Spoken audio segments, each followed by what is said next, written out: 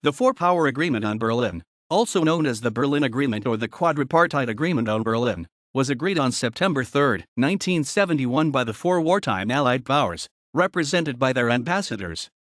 The four foreign ministers, Alec Douglas-Home of the United Kingdom, Andrei Gromyko of the Soviet Union, Maurice Schumann of France, and William P. Rogers of the United States signed the agreement and put it into force at a ceremony in Berlin on June 3, 1972.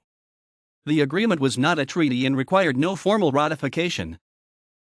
By reconfirming the existence of the rights and responsibilities of the four powers for the future of Berlin and Germany as a whole, which the Soviets claimed to have abrogated as a result of the Berlin crisis of 1959 to 1962, the agreement laid the foundation for a series of East-West agreements which ushered in the period usually known as détente.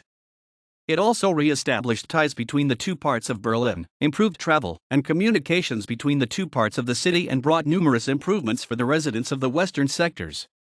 In order to reach such improvements, the ultimate political definition of the status of Berlin was purposely left vague, thus it preserved the differing legal positions of the two sides. The word Berlin does not appear in the text. The city of Berlin is identified only as the relevant area. The Quadripartite Agreement is drawn up in the English, French, and Russian languages, all texts being equally authentic. Thus, there is no authentic text in the German language. The translations used by the two German states have some differences. After the agreement entered into force, the Soviet Union used this vague wording in an effort to loosen West Berlin's ties with the Federal Republic of Germany.